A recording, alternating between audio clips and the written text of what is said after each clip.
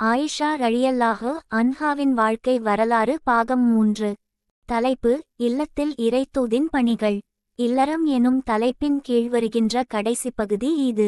இருவருக்கு இடையிலான அன்பு, பாசம், அந்நியோன்யம் குறித்து இதுவரை பல நிகழ்வுகளைக் கண்டோம்.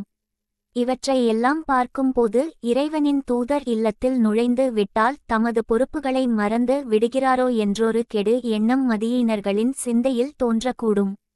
ஆனால் அன்னை ஆயிஷாவின் கூற்றை நீங்கள் கேட்டுக்கொண்டுதான் வந்துள்ளீர்கள்.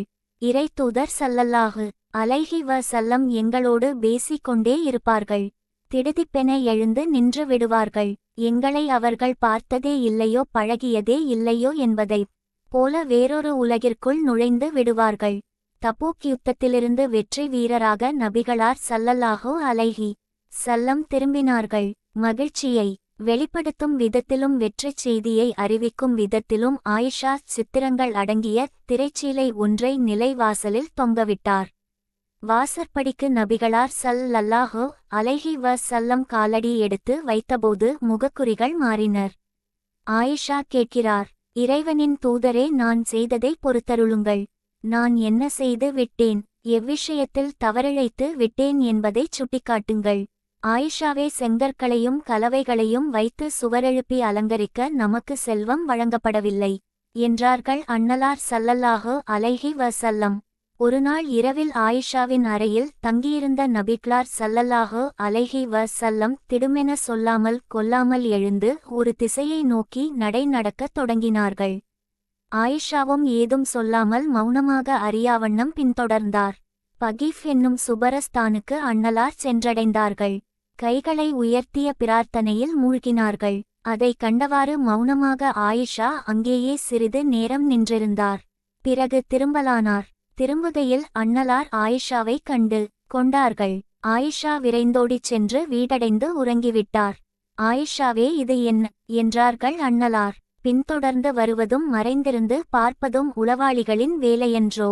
உளவு பார்ப்பது ஷரியத்தில் தடை செய்யப்பட்ட செயலன்றோ? என்னுடைய தாயும் தந்தையும் தங்களுக்கு அர்ப்பணமாகட்டும் என்றவராக ஆயிஷா ரலியல்லாஹு அன்ஹா நடந்த அனைத்தையும் ஒப்புவித்தார். சிற்சில சொல் வேறுபாடுகளோடு. அனைத்து நபிமொழி நூல்களிலும் இந்நிகழ்வு பதிவாகியுள்ளது. ஒருமுறை நபிகளார் ஸல்லல்லாஹு அலைஹி வஸல்லம் அவர்களை சந்திக்க வந்து தவறான சொற்களில் முகமன் கூறிய யூதர் ஒருவனிடம் ஆயிஷா மிக கடுமையாக நடந்து கொண்டார். அகிலத்திற்கு அருட்கொடையாய் வந்துதித்த கருணை நபி ஸல்லல்லாஹு அலைஹி வஸல்லம்: ஆயிஷா, இறைவன் மென்மையானவன், மென்மையை விரும்புகிறான். கடுமையால் கிடைக்காத லாபம் மென்மையால் கிடைக்க கூடும். மென்மையன்றி வேறு எவ்வகையிலும் அது கிடைக்காது என்றார்கள். காண்பதற்கு முஸ்லிம். பட்டாடை உடுத்துவதற்கும் பொன் அணிகலன்களை அணிவதற்கும் இஸ்லாமிய ஷரியா பெண்களுக்கு அனுமதி அளித்துள்ளது. என்னதான் அனுமதி இருந்த போதிலும் இவை எல்லாம் உலக அலங்காரத்தை வெளிப்படுத்துபவை. உலகை நேசிக்காத மறுமையில் மட்டுமே வாழ விரும்புகின்ற இறை நம்பிக்கையாளர்களின் பார்வையும் கவனமும் இவற்றில் ஒருபோதும் பதியக்கூடாது. நபிகளார் ஸல்லல்லாஹு அலைஹி வஸல்லம் இயல்பிலேயே இத்தகைய உலகப் பொருட்களை வெறுப்பார்கள். ஆகையால் தமது இல்லத்திற்குள் உலகப் பொருட்கள் அணியப்படுவதையும் உலகப் பொருட்களால் அலங்கரிக்கப்படுவதையும் அவர்கள் விரும்பவில்லை. ஒரு முறை ஆயிஷா தங்கத் தோடுகளை அணிந்திருந்தார். அதைக் கண்ட நபிகளார் ஸல்லல்லாஹு அலைஹி வஸல்லம்: இதை விடச் சிறந்த நுட்பம் ஒன்றை உனக்கு சுற்றுக் கொடுக்கட்டுமா? நீங்கள் இந்த தங்கத் தோடுகளை கழற்றி யாருக்கேனும் கொடுத்து விடுங்கள். வெள்ளியால் தோடுகளை செய்து அதற்கு தங்கமுலாம் பூசிக்கொள்ளுங்கள் என்றார்கள். காண்பதற்கு நசாயி. இறைத்தூதர் ஸல்லல்லாஹு அலைஹி வஸல்லம் 5 விஷயங்களை பயன்படுத்தலாகாது என தங்களுக்கு தடை செய்ததாக ஆயிஷா அறிவிக்கிறார். பட்டாடைகள், பொனணிகலன்கள், தங்க வெள்ளி பாத்திரங்கள், மென்மையான விரிப்புகள், தலையணைகள், ஜரிகை இழைக்கப்பட்ட பட்டாடைகள். கஸ்தூரியை நிரப்புவதற்காக சிறிதளவு தங்கத்தை வைத்து கொண்டால் தவறில்லை தானே என நாள் வினவினேன். அதற்கு அன்னலார்: இல்லை, வெள்ளியை பயன்படுத்திக் கொள்ளுங்கள், வேண்டுமென்றால் அதற்கு தங்க முலாம் பூசிக் கொள்ளுங்கள் என்றார்கள். காண்பதற்கு முஸ்னத் அஹ்மத். பட்டாடைகள் உடுத்துவதற்கும் பொன் அணிகலன்களை அணிவதற்கும் ஷரிய பெண்களுக்கு அனுமதி கொடுத்திருக்கின்றது. பல்வேறு நபிமொழிகள் இதனை அறிவிக்கின்றன.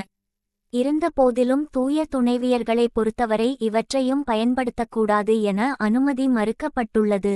பொன் நகைகள் பட்டாடைகள் போன்றவற்றை அதிகமதிகம் பயன்படுத்துவது அவர்களுக்கு தடை செய்யப்பட்டுள்ளது எனவும் பொருள் கொள்ளலாம். இல்லத்தில் எந்நேரமும் அறவுரைகளும் ஒழுக்க போதனைகளும் நடைபெற்று கொண்டிருக்கும். அதற்கான பல எடுத்துக்காட்டுகளை நாம் கண்டு வந்துள்ளோம். ஒருமுறை ஆயிஷா தமது கையால் மாவை பிசைந்து ரொட்டியை சுட்டார். வெளியிலிருந்து வந்து நபிகளார் ஸல்லல்லாஹு அலைஹி வஸல்லம் தொழுகையில் ஈடுபட்டு விட்டார்கள். ஆயிஷாவின் கண்கள் கழன்றனர். உறக்கம் சூழ்ந்தது. பக்கத்து வீட்டு வெள்ளாடு வீட்டில் புகுந்து அனைத்தையும் தின்றுவிட்டது. ஆட்டை அடிக்க ஆயிஷா ஓடினார். அதை கண்ட அண்ணலார், ஆயிஷாவே பக்கத்து வீட்டுக்காரருக்கு தொல்லை தராதே என்றார்கள். காண்பதற்கு அதபுல் முஃப்ரத் இமாம் புகாரி. அரபுக்கள் பொதுவாக உடும்பு கறியை சாப்பிடுவார்கள். ஆனால் அண்ணலாருக்கு அது அவ்வளவாக பிரியமில்லை. ஒரு நாள் ஒருவர் அன்பளிப்பாக உடும்புக்கரியை அனுப்பியிருந்தார். நபிகளார் ஸல்லல்லாஹு அலைஹி வஸல்லம் அதனை தொட்டுக்கூட பார்க்கவில்லை. இறைவனின் தூதரே, தேவையுடையவர்களுக்கு கொடுத்து விடட்டுமா என்றார். ஆயிஷா, நீங்கள் சாப்பிட விரும்பாததை மற்றவர்களுக்கும் சாப்பிடக் கொடுக்காதீர்கள் என்றார்கள் அண்ணலார் ஸல்லல்லாஹு அலைஹி வஸல்லம். காண்பதற்கு முஸ்னத் அஹ்மத். தலைப்பு: நபிகளார் மற்ற துணைவியரோடு அணுகுமுறை. ஒரு பெண்ணை பொறுத்தவரை இந்த உலகத்தில் மிக பெரிய பிரச்சனை இல்லறத்தை பகிர்ந்து பங்கிட்டுக் கொள்ளும் சக்களத்தி பிரச்சனைதான். அன்னை ஆயிஷாவின் பங்காளிகளாக ஒன்றல்ல 8 பேர் இருந்தார்கள். இறைத்தூதரின் பாடசாலையில் பயின்றவர்கள்தாம் இவ்வனைவரும். ஆகையால் பொதுவாக பெண்களிடம் காணப்படுகின்ற எல்லா குறைபாடுகளை விட்டும் வெகு தூரம் விலகிச் ஜொலித்தார்கள். அன்னை கதீஜா அவர்களுக்கு பிறகு பல காரணங்களின் பின்னணியில் பல்வேறு தருணங்களில் நபிகளார் ஸல்லல்லாஹு அலைஹி வஸல்லம் பல திருமணங்களை முடித்து கொண்டார்கள். அவர்களுள் உம்முல் மசாகின் என்றழைக்கப்படும் ஜைனபை ஹிஜ்ரி 3ஆம் ஆண்டு திருமணம் செய்தார்கள். 2 அல்லது 3 மாதங்கள்தாம் அவர் உயிரோடு இருந்தார். இவர்கள் இருவரை தவிர மற்ற 9 துணைவியரும் அண்ணலாரின் இறப்பு வரைக்கும் உயிரோடு இருந்தார்கள். இந்துணைவியர் அனைவரும் கீழ்க்கண்ட பட்டியலின் படி அண்ணலாரின் இல்லற வாழ்விற்குள் நுழைந்தார்கள். இந்த பட்டியலை பார்க்கும்போது ஆயிஷா எத்தனை ஆண்டுகள் எத்தனை பங்காளிகளோடு வாழ்வை பகிர்ந்து கொள்ள நேர்ந்தது என்பதை அறிந்து கொள்ளலாம். 1. சவ்தா பின் சமா. மணமுடித்த ஆண்டு நவபி 10. 2. ஹப்சா பின் துமர் ஃபாரூக். மணமுடித்த ஆண்டு ஹிஜ்ரி 3. 3. உம்மு சலமா. மணமுடித்த ஆண்டு ஹிஜ்ரி 5. 4. ஜுவைரியா பனு முஸ்தலிக். மணமுடித்த ஆண்டு ஹிஜ்ரி 5. 5. ஜைன பின் ஜஹஷ். மணமுடித்த ஆண்டு ஹிஜ்ரி 5. 6. உம்மு ஹபீபா பின் அபிகஃபியான். மணமுடித்த ஆண்டு ஹிஜ்ரி 6. 7. மைமூனா. மணமுடித்த ஆண்டு ஹிஜ்ரி 7. 8. ஸ்ஃபியா கைபரின் தலைவரின் மகள். மணமுடித்த ஆண்டு ஹிஜ்ரி 7. அன்னை ஆயிஷாவின் காலத்தில் அன்னை கதீஜா உயிரோடு இருக்கவில்லை என்ற போதிலும் அண்ணலாரின் நெஞ்சில் என்றென்றும் வசித்து வந்தார். அவர்களுடைய நினைவுகள் அண்ணலாரின் ஞாபகப் பெட்டகத்தில் என்றென்றும் பசுமையோடு இருந்தன. ஆயிஷாவிடம் எப்போதும் தமது முதல் மனைவியை பற்றி அண்ணலார் நினைவு கூர்ந்து கொண்டிருப்பது வழக்கம், பாராட்டி போற்றுவதும் வழக்கம். அன்னை கதீஜா விஷயத்தில் எனக்கு பொறாமை ஏற்பட்டதைப் போல வேறு எந்த மனைவி விஷயத்திலும் எனக்கு ஏற்பட்டதில்லை. காரணம், அண்ணலார் ஸல்லல்லாஹு அலைஹி வஸல்லம் அடிக்கடி மிக அதிகமாக அவர்களை நினைவு கூர்வார்கள் என அன்னை ஆயிஷாவே அறிவிக்கிறார். ஆண்டில் ஒருமுறை கதீஜாவிற்காக குர்பானி கொடுப்பார்கள். அவர்களுடைய தோழியர் அனைவருக்கும் அன்பளிப்பாக அதனை அனுப்பி வைப்பார்கள். மற்ற அன்பளிப்புகளையும் அனுப்புவார்கள். அதே சமயம் கதீஜாவின் சிறப்புகள், கண்ணியம், மதிப்பு போன்றவற்றை ஆயிஷா மறுக்கவோ நிராகரிக்கவோ இல்லை. அன்னை கதீஜா அவர்களுக்கு வருத்தமில்லாத, விசனமில்லாத, சந்தோஷங்கள் நிரம்பிய சொர்க்கம் கிடைக்கும் என்னும் சுபச்செய்தியை இறைத்தூதர் ஸல்லல்லாஹு அலைஹி வஸல்லம் வழங்கினார்கள் என்னும் தகவலையும் ஆயிஷா பதிவு செய்துள்ளார். காண்பதற்கு புகாரி. சுதீஜாவின் சிறப்புகள்.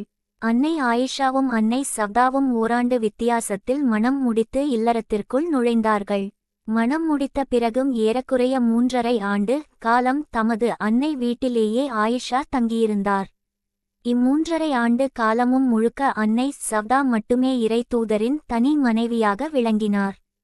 ஹிஜ்ரி 1ஆம் ஆண்டில் அன்னை ஆயிஷா இறைத்தூதரின் இல்லத்திற்குள் குடியேறினார். அங்கு அன்னை சவ்தா ஏற்கனவே இருந்தார். இத்தகைய சூழ்நிலையில் ஒருவரை ஒருவர் இடைஞ்சலாக எடுத்து கொண்டு தமது உரிமைகள் பறிபோவதாக எண்ணுவது நான் வழக்கம். ஆனால் இவ்விருவருக்கிடையிலும் நாம் பொதுவாக நினைக்கின்ற எதிர்பார்க்கின்ற எந்த விஷயமும் நடக்கவே இல்லை. இவர்கள் இருவரும் ஒருவருக்கொருவர் ஒத்தாசையோடும் இணக்கத்தோடும் பழகினார்கள். பெரும்பாலான இல்லற பிரச்சனைகளில் அன்னை ஆயிஷாவிற்கு உதவி ஒத்தாசை செய்பவராக சவ்தா திகழ்ந்தார். மிகச்சிறந்த தோழியாக விளங்கினார். காண்பதற்கு புகாரி பாப்புல் ஹிதாயாவ பாபுத்தஹ்ரீர். 2-3 ஆண்டுகளுக்குள் அவர் வயது முதிர்ந்தவராக ஆனபோது இறைத்தூதர் ஸல்லல்லாஹு அலைஹி வஸல்லம் அவர்களுக்கு மிகவும் பிரியமான ஆயிஷாவுக்காக தமது முறையை அர்ப்பணிக்க தயாரானார். இறைத்தூதரின் மனைவி என்னும் அந்தஸ்து மதிப்பு தமக்கு போதும் என எண்ணினார். ஆகையால் தமது முறை நாட்களை ஆயிஷாவிற்கு அன்பளிப்பாக கொடுத்தார். ஆயிஷாவும் பெருமகிழ்ச்சியோடு அதனை ஏற்றுக்கொண்டார். காண்பதற்கு புகாரி மற்றும் முஸ்லிம் கிதாபுன் நிகாஹ். அன்னை சவ்தாவை வாயார புகழுவார். இந்த பெண்மணி போல் நான் இருக்கக்கூடாதா? இவர்களுடைய உடலில் என்னுடைய உயிர் இருக்கக்கூடாதா என்று சவ்தா அவர்களை பார்க்கும்போது எனக்கு தோன்றியதைப் போல வேறு யார் விஷயத்திலும் தோன்றியதே கிடையாது. ஆனால் ஒரே ஒரு விஷயம், அவர் சற்று முன்கோபமுடையவர், அவ்வளவுதான் என்பார் ஆயிஷா. காண்பதற்கு முஸ்லிம். ஹிஜ்ரி 3ஆம் ஆண்டு அன்னலாரின் இல்லறத்திற்குள் அன்னை ஹப்சா காலடி எடுத்து வைத்தார். அவ்வகையில் ஏறத்தாழ 8 ஆண்டு காலம் ஆயிஷா ஹப்சாவோடு சேர்ந்து கழித்துள்ளார். இவ்விருவரில் ஒருவர் சித்திகுல் அக்பர் இல்லத்தில் வளர்ந்தவர், பயிற்சி பெற்றவர்.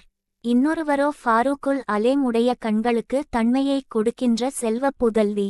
இவ்விருவருக்கிடையவும் இரக்கமும் பாசமும் கரிசனமும் விட்டுக்கொடுக்கும் தன்மையும் அனுசரித்து போகும் மனோபாவமும் தென்பட்டனர். வீடு தொடர்பான விஷயங்களில் ஒருவருக்கொருவர் உதவி செய்து கொள்வார்கள், ஒத்தாசை செய்து கொள்வார்கள், இணைந்து செயல்படுவார்கள். ஒருவரோடு ஒருவர் கைகளை கோர்த்து கொண்டு மற்ற துணைவியரை எதிர்கொள்வார்கள். காண்பதற்கு புகாரி பாப்புல் ஹிதாயா வ பாப்புல் தஹ்ரீம் வ பாப்புல் ஈலா, திர்மதி மனாகிபுஸ் ஃபியா நமாயி பாப்புல் கீரா.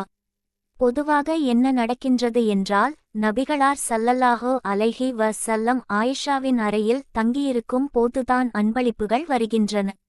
இந்த கோரிக்கையை கேட்டு நபிகளார் மதிப்பளித்தார்கள், மரியாதை கொடுத்தார்கள். அன்னை ஆயிஷாவோடு வாழ்வை பகிர்ந்து கொண்டிருந்த போதிலும் அசாதாரணமான, அதுவும் எதேச்சையாக நடந்தேறிய ஒரே ஒரு நிகழ்வை தவிர வேறு எந்த விஷயத்திலும் கருத்து முரண்களோ மோதல்களோ நிகழ்ந்ததாக காண முடியவில்லை. அந்த நிகழ்வு என்னவென்றால், ஒருமுறை இறைத்தூதரின் துணைவியர்களில் சிலர் உம்மு சலமாவை தூதராக ஆக்கினார்கள். அன்னலார் ஸல்லல்லாஹு அலைஹி வஸல்லம் அவர்களுடைய சமூகத்திற்கு அனுப்பி வைத்தார்கள். அண்ணல் நபிகளார் ஸல்லல்லாஹு அலைஹி வஸல்லம் எவ்வீட்டில் இருக்கிறாரோ அவ்வீட்டிற்கே தமது அன்பளிப்புகளை அனுப்பி வைக்குமாறு நபித்தோழர்களை அறிவுறுத்த வேண்டும்.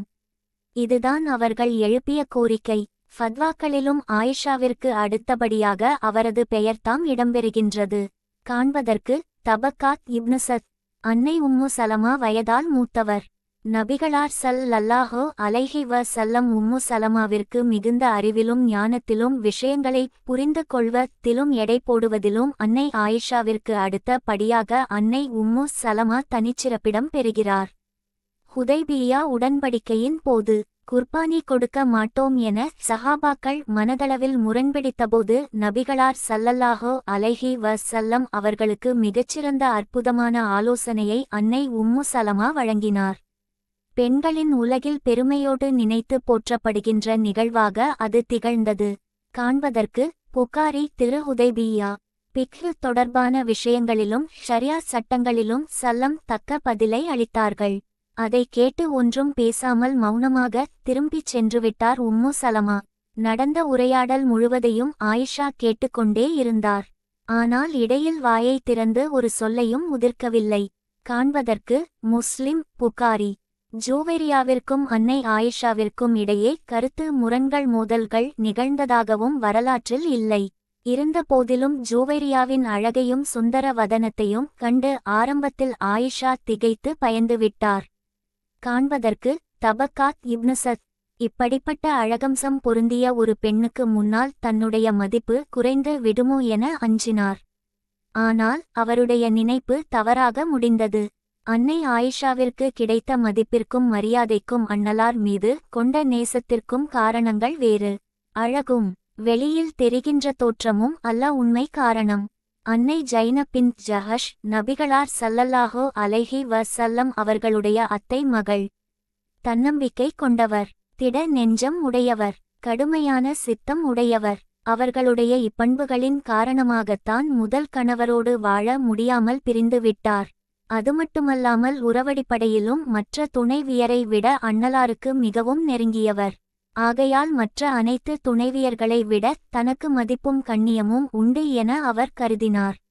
மற்ற எல்லா மனைவியரை விட இவர்தாம் எனக்கு மிகவும் போட்டியாளராக இருந்தார் என அன்னை ஆயிஷா கூறுகிறார்.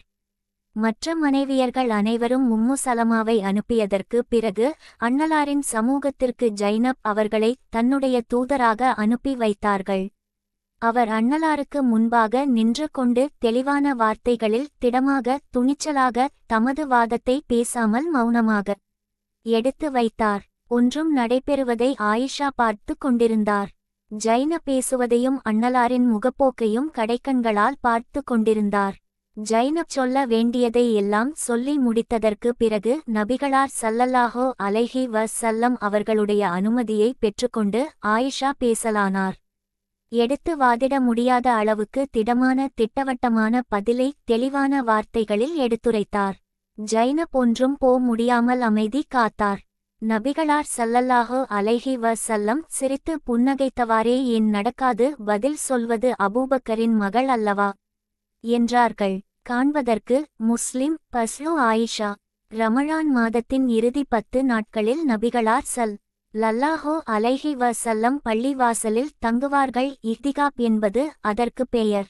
ஆயிஷாவும் பள்ளிசாலில் தாழ்வாரத்தில் தமக்கென சிறு கூடாரம் ஒன்றை அமைத்துக் கொள்வார். அங்கே இஹ்திகாப் தினங்களில் தங்குவார். நாள்தோறும் காலை நேரத்தில் நபிகளார் ஸல்லல்லாஹு அலைஹி வஸல்லம் அக்கூடாரத்திற்கு வருவார்கள். அதைப்போன்று ஆண்டு அண்ணலாரின் அனுமதியை பெற்று கூடாரத்தை நிறுவினார். ஹப்சாவும் அனுமதியை கோரினார். இதையறிந்த ஜைனபும் தமது கூடாரத்தை அடித்து கொண்டு வழிபாட்டில் ஈடுபட எண்ணினார். விடிந்ததும் காலையில் பார்த்தால் பள்ளிவாசல் முற்றத்தில் பல கூடாரங்கள் முளைத்து விட்டிருக்கின்றன. நபிகளார் ஸல்லல்லாஹு அலைஹி வஸல்லம் இக்காட்சியை கண்ணுற்றார்கள்.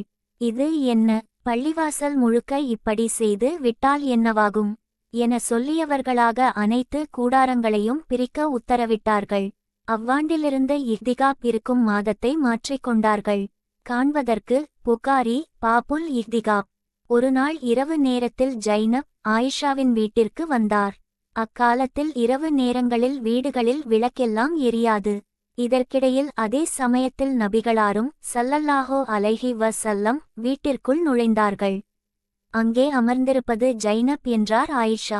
அதை கேட்ட ஜைனப்புக்கு கோபம் வந்தது. வாய் திறந்து சில வார்த்தைகளை சொல்லிவிட்டார். அதற்கு ஈடான மறுமொழியை ஆயிஷாவும் அளித்தார். வெளியே பள்ளிவாசலுக்குள் அபூ பக்கர் அமர்ந்திருந்தார். உள்ளே குரல்கள் எழுவதைக் கண்ட அபூ பக்கர் அண்ணலாரிடம் வெளியே வருமாறு வேண்டுகோள் விடுத்தார். தமது தந்தையின் அதிருப்தியைக் கண்ட ஆயிஷா தம்மைத்தாமே சமாளித்துக் கொண்டார். தொழுகை முடிந்ததற்கு பிறகு அபூ பக்கர் வீட்டிற்குள் வந்தார். பிரச்சனைக்கு முதல் காரணம் ஆயிஷா இல்லை என்றபோதிலும் ஆயிஷாவிற்கு உபதேசம் செய்து எச்சரிக்கை விடுத்தார். நிலைமையை கட்டுக்கோப்புக்குள் எப்பொழுதும் வைத்திருக்க வேண்டும் என்றார். காண்பதற்கு முஸ்லிம் பாபு தக்சிம் பைனல் சவ்ஜாத். இந்த நிகழ்வுகளை எல்லாம் நாம் தவறான கோணத்தில் அணுகி ஒரு நியாயமற்ற முடிவிற்கு வந்துவிடக் கூடாது. இறைத்தூதர் மனைவியருள் ஒருவருக்கொருவர் பொறாமையோடும் குரோதத்தோடும் திகழ்ந்தார்கள் என்றெல்லாம் முடிவு செய்து விடக்கூடாது. சில மனிதர்கள் ஓரிடத்தில் ஒன்றாக தங்கியிருந்தாலே அவர்களுக்கு பரஸ்பர இணக்கமும் கரிசனமும் எப்போதும் காணப்படுவது சாத்தியமில்லாத செயல். தவறான புரிதல்கள் உண்மை நிலையைச் சரிவர விளங்கிக் கொள்ளாமை போன்ற காரணங்களால் எதேச்சையான மனஸ்தாபங்களும் சஞ்சலங்களும் தோன்றிக் கொண்டுதான் இருக்கும். ஒன்றாக தங்கியிருப்பவர்கள் பெண்கள் என்றால் சொல்லவே தேவையில்லை. அதுவும் அப்பெண்கள் எல்லாம் சக்களத்திகள் என்றால் நிலைமை இன்னும் மோசமாகி விடுகின்றது. பல்வேறு நிகழ்வுகளின் போது மனமுறிவு தோன்றுவதும் அதிருப்தி தோன்றுவதும் பெண்களுக்கு இயல்பான பண்புகள். அதே சமயம் தோழமை மனிதனுக்கு உயர்ந்த பண்புகளைக் கற்றுக் கொடுக்கின்றது. நல்ல சகவாசம் உயர்ந்த மாண்பிற்கு அடிகோலுகின்றது. என்னதான் உயர்ந்த ஒழுக்கங்களை ஒழுக்க மாண்புகளை கற்பித்தாலும் சில அடிப்படை இயற்கையான தன்மைகளை மாற்ற முடியாது. தனது நேசத்திற்குரிய ஒரு பொருள் தனக்குரியதாக மட்டுமே இருக்க வேண்டும் என எண்ணுவதும் எதிர்பார்ப்பதும் பெண்களுடைய இயல்பு இயற்கையான தன்மை. இங்கும் அதே தன்மைதான் வெளிப்படுகின்றது. உலகத்திற்கே ஒளியை பரப்ப வந்த இறைத்தூதரின் மீதான நேசம் இது. இறைத்தூதர் என்னும் ஒளி விளக்கை சுற்றி சுற்றி வரும் விட்டில்களாக இவர்கள் இருக்கிறார்கள். இந்த ஜோதி எனக்கே சொந்தம், எனக்கு மட்டும்தான் சொந்தம் என ஒவ்வொரு விட்டிலும் தன்னுடைய பாசத்தை, அன்பை, ஆழிய நேசத்தை வெளிப்படுத்துகின்றது. ஏதோ ஒரு தருணத்தில் எதேச்சையாக நிகழுகின்ற இத்தகைய சிறு சிறு நிகழ்வுகளை தவிர்த்துவிட்டு பார்த்தால் மற்றபடி இத்துணைவியர் அனைவருக்கும் இடையே இணக்கமும் அழகிய அணுகுமுறையும் சிறந்த நன்னடத்தையும் இழையோடுகின்றன. உலகிற்கே அற்புதமான எடுத்துக்காட்டுகளாக இவர்கள் வாழ்ந்து சென்றுள்ளார்கள். இதே ஜைனப் இறைத்தூதரின் இல்லத்திற்குள் அடியெடுத்து வைத்த போது ஆயிஷா நல்வரவேற்பு கொடுத்துள்ளார். காண்பதற்கு புகாரி தஃப்சீர் ஆயத்து லாதத்துலு பியூத்தன் நபி. அங்கே அவரது நிலையை கொஞ்சம் பாருங்கள். மதீனாவை சார்ந்த முனாஃபிகீன்கள் நயவஞ்சகர்கள் ஆயிஷாவின் மானத்தின் மீது தாக்குதல் தொடுத்தார்கள். ஜைனபின் ஜஹஷ் உடைய சகோதரி ஒருவர். ஹிம்னா பின் ஜஹஷ் என்பது அவருடைய பெயர். தன்னுடைய சகோதரியின் சக்களத்தியாக திகழும் ஆயிஷாவை ஓரங்கெட்ட இதை ஓர் அற்புத வாய்ப்பாக அவர் கருதினார். அவரும் இந்த சதிச்செயலில் பங்கேற்றார். ஆனால் ஜைனப் நேர்பாதையை விட்டு ஒரு ஜான் அளவு கூட நகரவில்லை. ஆயிஷாவை குறித்து நபிகளார் ஸல்லல்லாஹு அலைஹி வஸல்லம் விசாரித்தபோது அவர்களைப் பற்றி நல்ல விஷயங்களைத் தவிர எனக்கு வேறு எதுவுமே தெரியாது. மிகச்சிறந்த நற்பெண்மணி என்பதைத் தவிர வேறு எதுவும் எனக்கு தெரியாது. தன்னுடைய சக்களத்தியை ஓரங்கட்ட நினைத்து ஒரே ஒரு சொல்லை அவர் சொல்லியிருந்தால் போதும். அந்த சொல் பயங்கர எடை மிகுந்ததாக மாறியிருக்கும். அப்பேற்பட்ட இக்கட்டான தருணம் அது. ஆனால் இறைத்தூதரின் தோழமையும் இறைத்தூதரின் பாடசாலையும் அப்படிப்பட்ட மனித பலவீனங்களை ஒரே அடியாக போக்கி அட்டகாசமான உயர் மாண்பிடத்தில் அவர்களை கொண்டு போய் சேர்த்திருந்தனர். ஆயிஷா இந்த சொல்லிற்கான நன்றியை வாழ்நாள் முழுக்க செலுத்தினார். ஜைனபை பற்றி நினைவு கூறும் போதெல்லாம் மிகச்சிறப்பாக அழகிய முறையில் நினைவு கூறுவார். காண்பதற்கு புகாரி அவதூறு நிகழ்வு. ஒருமுறை அன்னை ஜைனப் அன்னை ஸ்ஃபியாவை யூதப்பெண் என்று தரக்குறைவாக பேசிவிட்டார். நபிகளார் ஸல்லல்லாஹு அலைஹி வஸல்லம் அதிருப்தியடைந்து 2 மாதங்கள் அவரோடு பேசவில்லை. கடைசியில் அவர் ஆயிஷாவிடம் வந்தார். நீங்கள் தலையிட்டு என்னுடைய குற்றத்தை பொறுத்தருளச் செய்யுங்கள் எனக் கேட்டுக்கொண்டார். இப்போது தக்க வாய்ப்பு ஆயிஷாவிற்கு கிடைத்துவிட்டது. அவர் எண்ணி இருந்தால் அதனை பயன்படுத்தியிருக்கலாம். ஆனால் அவர் கவனமாக தம்மை அலங்கரித்து கொண்டு சரியான தருணத்தில் நபிகளார் ஸல்லல்லாஹு அலைஹி வஸல்லம் அவர்களிடம் அழகாகவும் பவ்யமாகவும் விஷயத்தை எடுத்து கூறி பிரச்சனையை தீர்த்து வைத்தார். காண்பதற்கு முஸ்னத் அஹ்மத். ஒரு மனிதர் இறந்து விட்டால் அவருடைய நற்பண்புகளை பெரிதாக எடுத்து கூற வேண்டும். பாருலகில் அவர் பெயர் நிலைத்திருக்க இது வகை செய்கின்றது. தமது பங்காளி விஷயத்தில் ஆயிஷா இப்புகழாரத்தையும் சூட்டினார். அவர் கூறுகிறார், ஒருமுறை நபிகளார் ஸல்லல்லாஹு அலைஹி வஸல்லம் தமது மனைவியரை பார்த்து, உங்களில் யாருடைய கரம் நீளமாக இருக்கின்றதோ அவர்தாம் எனக்கு பிறகு என்னை விரைவில் வந்து சேருவார் என்றார்கள். நாங்கள் அனைவரும் எங்களுடைய கைகளை அளந்து பார்த்து கொண்டோம். ஆனால் அண்ணலாருக்கு பிறகு அன்னை ஜைனப் முதலில் மரணமடைந்தார். அண்ணலார் கூறியதன் பொருள் அப்போதுதான் எங்களுக்கு தெரிய வந்தது. கொடை குணம், பிறருக்கு கொடுக்கும் வள்ளல் தன்மையை அண்ணலார் குறிப்பிட்டுள்ளார்கள் என்பதை அறிந்து கொண்டோம். ஜைனப் தமது கரங்களால் உழைப்பார். உழைத்து கிடைக்கின்ற ஊதியத்தை இறைவழியில் செலவு செய்து விடுவார். வள்ளல் தன்மையை குறிக்க தமிழில் சிவந்த கரம் எனச் சொல்லப்படுகின்றது. அதேபோன்று அரபியில் நீண்ட கரம் என்று சொல்லப்படுவதுண்டு. ஒரு விஷயத்தில் அன்னை ஜைனப்புக்கும் அன்னை ஆயிஷாவிற்கும் வாக்குவாதம் பெரிதும் முற்றிவிட்டது என்பதை முதலில் கண்டோம். அதை ஆயிஷா நினைவு கூறுகிறார். ஆனால் அவர் சொல்லும் விதத்தையும் அவர்களின் மனதிலிருந்த நல்லெண்ணத்தையும் அகத்தூய்மையையும் கொஞ்சம் கவனித்து பாருங்கள். விஷயத்தை சொல்லும் போதே ஜைனபை புகழ்ந்து கொண்டே செல்கிறார். சொல்கிறார், அதற்கு பின்பு ஜைனப் பின் ஜஹஷ் வந்தார். அண்ணலாருக்கு முன்பாக மற்ற மனைவி யரைவிட ஜைனப்தான் மதிப்பையும் மரியாதையையும் பெறுவதில் எனக்கு நிகராக தம்மை எண்ணினார். ஜைனபை விட மார்க்க பற்றுடைய இறைவனுக்கு அதிகம் அஞ்சுகின்ற, நேர் நெறியில் நிற்கின்ற, நன்னடத்தை கொண்ட, கொடுத்துச் சிவந்த, வள்ளல் குணம் கொண்ட, எல்லா வகையிலும் மிகச்சிறந்த, இறைவனோடு நெருங்கிய நெருக்கத்தை பெற்றுக்கொண்ட வேறு எந்த பெண்ணையும் நான் கண்டதே இல்லை. என்ன, அவருடைய சுபாவம் கொஞ்சம் கடுமையாக இருக்கும். ஆனால் மிக விரைவில் அதை எண்ணி அவர் வெட்கமடைவார். காண்பதற்கு முஸ்லிம், நசாயி. அன்னை உம்மு ஹபீபாவோடு ஆயிஷா உடன்பட்டதாகவோ முரண்பட்டதாகவோ யாதொரு தகவலையும் வரலாற்றில் நம்மால் காண முடிவதில்லை. அஸ்மாவுர் ரிஜால் ஹதீஸ் கலைத்துறை தொடர்பான நூல்களில் அன்னை உம்மு ஹபீபா மரண தருவாயில் ஆயிஷாவை வரவழைத்தார். வந்த பிறகு அன்னை உம்மு ஹபீபா, சக்களத்திகளுக்குள் ஏதேனும் மனஸ்தாபம் ஏற்படத்தான் செய்கின்றது. என்னால் உங்களுக்கு ஏதேனும் சங்கடம் தோன்றியிருந்தால் இறைவன் நம் இருவரையும் மன்னித்து அருளட்டும் என்றார். அதை கேட்ட ஆயிஷா, இறைவன் நம் அனைவரையும் மன்னிக்கட்டும். ஆனால் தாங்களோ இவ்விஷயத்தில் மிக தூய்மையாக இருந்தீர்கள் என்றார். அன்னை உம்மு ஹபீபா, இப்போது நீங்கள் என் வயிற்றில் பாலை வார்த்தீர்கள். காண்பதற்கு முஸ்லிம், நசாயி. அன்னை உம்மு ஹபீபாவோடு ஆயிஷா உடன்பட்டதாகவோ முரண்பட்டதாகவோ யாதொரு தகவலையும் வரலாற்றில் நம்மால் காண முடிவதில்லை. அஸ்மாவுர் ரிஜால் ஹதீஸ் கலைத்துறை தொடர்பான நூல்களில் அன்னை உம்மு ஹபீபா மரணத்தருவாயில் ஆயிஷாவை வரவழைத்தார். வந்த பிறகு அன்னை உம்மு ஹபீபா, சக்களத்திகளுக்குள் ஏதேனும் மனஸ்தாபம் ஏற்படத்தான் செய்கின்றது. என்னால் உங்களுக்கு ஏதேனும் சங்கடம் தோன்றியிருந்தால் இறைவன் நம் இருவரையும் மன்னித்து அருளட்டும் என்றார். அதை கேட்ட ஆயிஷா, இறைவன் நம் அனைவரையும் மன்னிக்கட்டும். ஆனால் தாங்களோ இவ்விஷயத்தில் மிக தூய்மையாக இருந்தீர்கள் என்றார். அன்னை உம்மு ஹபீபா, இப்போது நீங்கள் என் வயிற்றில் பாலை வார்த்தீர்கள். அல்லாஹ் உங்களால் திருப்தியடையட்டும் என்றார். காண்பதற்கு தபக்காத் இப்னு சத். அன்னை மைமூனாவை குறித்தும் யாதொரு தகவலும் நூல்களில் காணப்படவில்லை. அஸ்மாவுர் ரிஜால் நூல்களில் உள்ளதாவது, அவர் மரணமடைந்தபோது அன்னை ஆயிஷா, மைமுனா எங்கள் யாவரிலும் மிகவும் இரையச்சம் பயபக்தி உடையவர் என்றார். காண்பதற்கு தஹ்தீப் இப்னு ஹஜர். அன்னை ஸ்ஃபியா வெறும் 3 ஆண்டு காலம்தான் அன்னலாரின் மனைவியாக இருந்தார். மற்ற அன்னையரோடு அவருக்கு யாதொரு ஒட்டு உறவும் இல்லை. ஏனெனில் அவர் கைபர் பகுதியில் வசித்து வந்தார். இனத்தால் யூதர். கைபரில் வைத்து தான் அன்னலார் அவரை மணம் முடித்து கொண்டார்கள்.